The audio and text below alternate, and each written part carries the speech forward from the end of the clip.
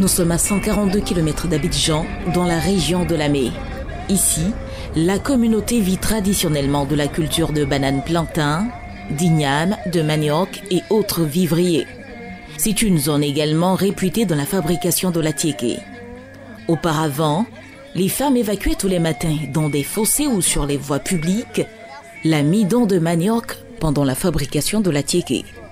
Mais depuis quelque temps, un jeune agro-industriel, la trentaine, passe récupérer ses déchets liquides pour en faire un autre produit, le carburant bio. Vendredi 28 janvier 2022, le soleil du midi rayonne sa lumière dans cette localité de plus de 66 000 habitants. Au bord de la voie principale de la préfecture, un marché de fortune est visible. Alignés sous des parasols noirs derrière leurs marchandises, des vendeuses du vivrier appellent de part et d'autre des clients en partance pour Abidjan. C'est près d'elle que nous sommes accueillis par Eddy Valère, le jeune Ivoirien qui s'est spécialisé dans la transformation de l'amidon de manioc en bioéthanol, à partir duquel est fabriqué du carburant bio. Sur place, l'homme nous dévoile le programme. Nous allons d'abord aller au lieu de transformation du manioc en attiéké. Nous travaillons avec les dames qui sont dans le Placali, dans l'attiéké. Et elles avaient un sérieux problème d'évacuation plutôt de leurs déchets liquides de manioc. Et c'est à cette juste mesure-là que nous apportons une solution adéquate en transformant ces déchets liquides-là en bioéthanol pour augmenter leurs bénéfices et aussi créer des emplois directs et indirects. Présentement, nous allons aller au site de transformation du manioc en attiéké, recueillir le lait d'amidon qui est notre matière première. D'accord, donc on vous suit alors. Ok, il n'y a pas de problème. Direction le site de fabrication de l'attiéké, une semoule faite à partir de tubercules de manioc. C'est au quartier Jacquesville, à l'entrée de la ville. À notre arrivée, une ambiance aux sonorités du terroir acquis prévaut dans cette unité à ciel ouvert. Il est 13h, la petite fabrique des serapos tourne à grande vitesse. De grosses marmites contenant du manioc séché sont posées sur du feu de bois, dégageant une vapeur parfumée. À 5 mètres de la patame qui sert de cuisine, se trouve la machine à pression. C'est là qu'est recueilli le liquide du manioc. Depuis maintenant 2 mois, Eddy Valère collecte cet or blanc. Méthodique, il ne perd pas de temps après la salutation. Directement, il récupère les 2 bidons de 20 litres de lait d'amidon de manioc. Ah, un champ. Vous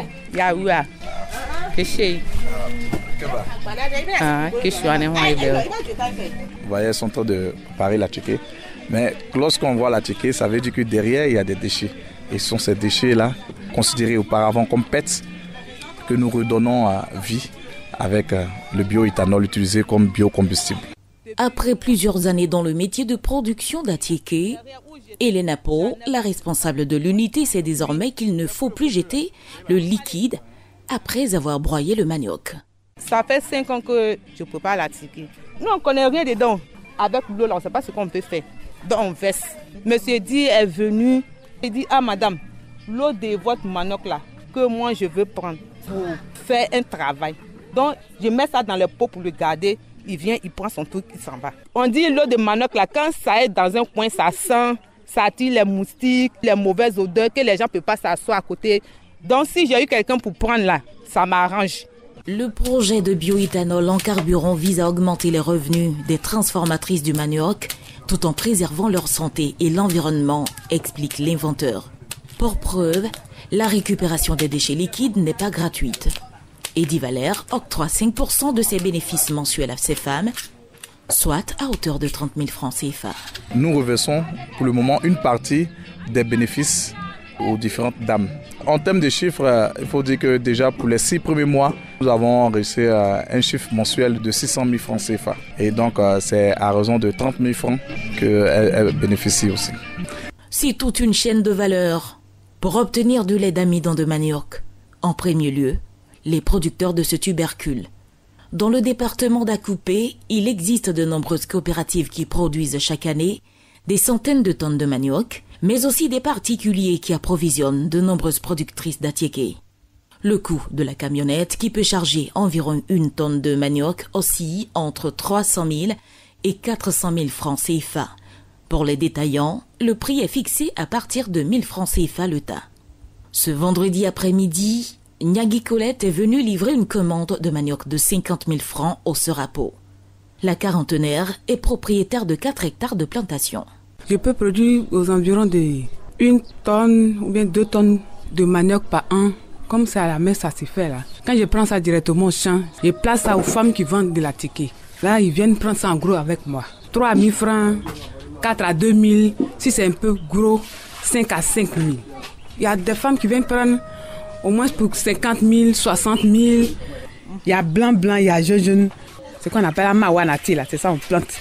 À ça, mawa, tu peux piler, tu peux faire ticket, tu peux faire placarder, tu peux faire un peu de tout avec. C'est très bon, c'est riche qu'on plante là. Aux environs de 6 mois, 7 mois, c'est déjà formé. Maintenant, si tu veux laisser à ce que ça donne normalement, tu laisses à 1 an. Là, c'est bien formé. Sur un hectare de manioc, quand je récolte là, je peux avoir au moins 3 à 4 canters. Chargement de canters là, je peux faire ça à 250 000, 300 000 comme ça.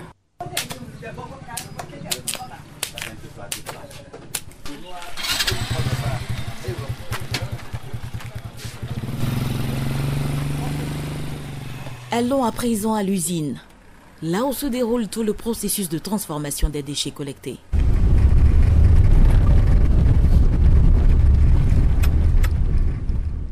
À l'entrée de la fabrique, le jeune agro-industriel s'assure déjà que le travail s'est déroulé correctement en son absence. Vous êtes à combien de pourcentage là-bas? Ok, c'est presque arrivé. Bonne arrivée à l'usine. Faut pousser une taxi, tu vois, 81, 80, tu pousses.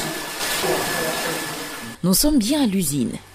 C'est un local spacieux qui abrite une grande machine composée d'un thermomètre et d'un rebouilleur de 100 litres d'eau, plusieurs bassines, un fût de 100 litres et un entrepôt d'une vingtaine de bidons. À l'instant, Eddie Valère file sa blouse verte et ses gants, tel un médecin. Très vite, il se met à la tâche. Au total, 3 grandes étapes pour obtenir du bioéthanol qui sera utilisé comme carburant. La toute première est la décantation. La décantation qui consiste à séparer tout ce qui est liquide et tout ce qui est solide dans les déchets liquides de manioc.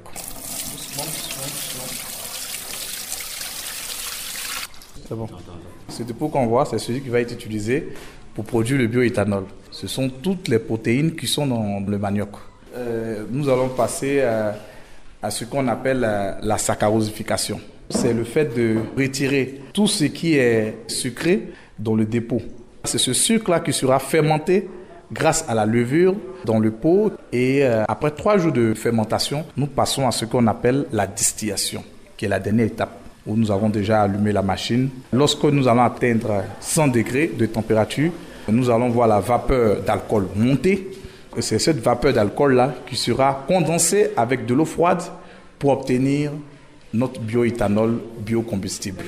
Tel un spectacle, nous assistons au processus de production en compagnie du représentant des jeunes de la localité. Sous nos yeux ahuris, la vapeur apparaît dans les colonnes du rebouilleur après 30 minutes d'attente. Ça y est, les premières gouttes du bioéthanol commencent à couler dans le tuyau d'un mètre raccordé au bidon. Un autre épisode de l'histoire de la production de carburant vient de s'écrire ainsi à Akupé. Le jeune Francis Ndé, notre co-spectateur, est visiblement ému. Il est plus qu'un génie. Il n'a jamais connu un tel cerveau. C'est grâce à Eddie qu'on a su que le manioc a beaucoup de dérivés.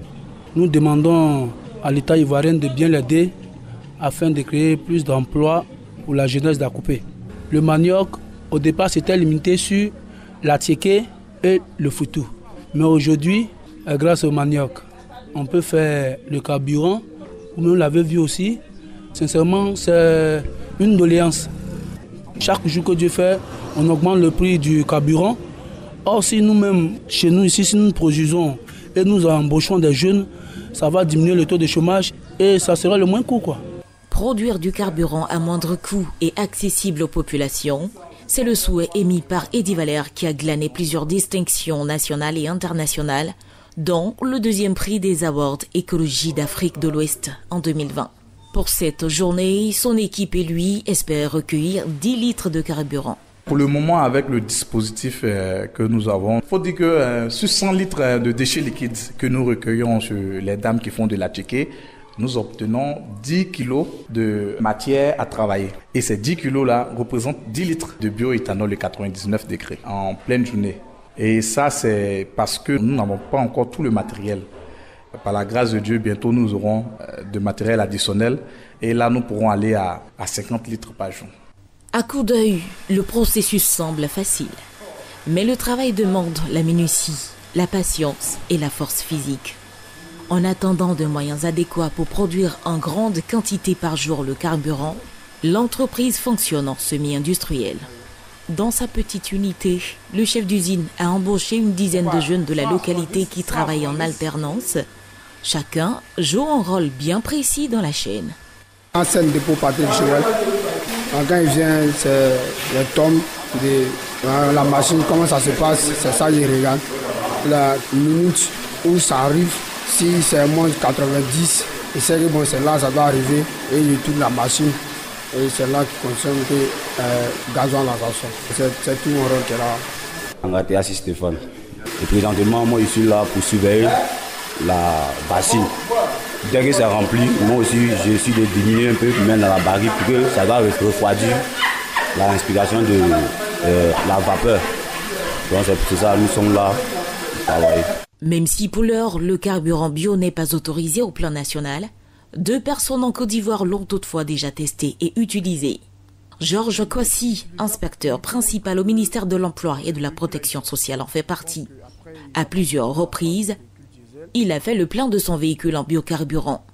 0 dégâts et moins cher, témoigne le fonctionnaire. Je l'ai utilisé, je pense, à 2 ou 3 reprises. Bon, en termes de consommation, ça va. Il n'agit pas sur le moteur. Il réduit drastiquement la consommation et il ne fait pas fumer la voiture. L'État du Côte d'Ivoire gagnerait même à concrétiser cette initiative pour qu'on puisse peut-être avoir dans quelques années des stations où le biocarburant sera commercialisé. Le coût est de 400 à 450 francs. Voilà. Bon, je pense qu'avec ce coût-là, ça va vraiment faire le bonheur des Ivoiriens, des consommateurs à la pompe. Je conseille que l'État du Côte d'Ivoire prenne à bras le corps cette initiative et qu'il permette que nous, la population, on puisse en bénéficier. Le biocarburant, une énergie renouvelable moins connue qui est pourtant produit à partir de biomasse, un ensemble de résidus alimentaires et d'origine animale. Selon un rapport publié en 2021 par l'agence néerlandaise pour les entreprises rattachée au ministère des Affaires économiques et de la politique climatique, la Côte d'Ivoire dispose de l'un des plus importants gisements en biomasse en Afrique, estimé à 12 millions de tonnes par an. Malgré ce potentiel important qu'apporterait la valorisation des déchets comme ceux du manioc, les énergies renouvelables sont peu utilisées dans le pays. Omer Bonon est un des experts ivoiriens à promouvoir les énergies renouvelables. Pour le défenseur de l'énergie verte, l'État ivoirien doit de plus en plus encourager les innovations pour amener le pays à une transition énergétique réussie. Une énergie est dite renouvelable lorsqu'elle provient de sources que la nature renouvelle en permanence. Donc à l'échelle humaine, on dirait que peut-être qu'elle est inépuisable. Alors, la transformation du lait d'amidon de manioc en bioéthanol au biocarburant, c'est une excellente chose. Vous savez, de 2016 à 2017, il y a eu environ 8 milliards de tonnes CO2 produites dans le monde, avec la part du transport. Derrière, disons, la production de l'énergie, qui était de l'ordre de 14 milliards. Et en 2040, on sera autour de 10 milliards, selon une projection qui a été faite. Donc, la Côte d'Ivoire a plus que besoin nécessaire d'aller vers les énergies renouvelables, la promotion, et en plus de la promotion, de l'effectivité, en facilitant les choses. Donc, allons aux énergies renouvelables pour une Côte d'Ivoire transformée énergétiquement et pour une sous-région transformée énergétiquement. Face à l'urgence de transformation des déchets organiques, le manioc demeure l'un des produits phares qui s'impose. En Côte d'Ivoire, la production annuelle est estimée à 2 500 000 tonnes par an.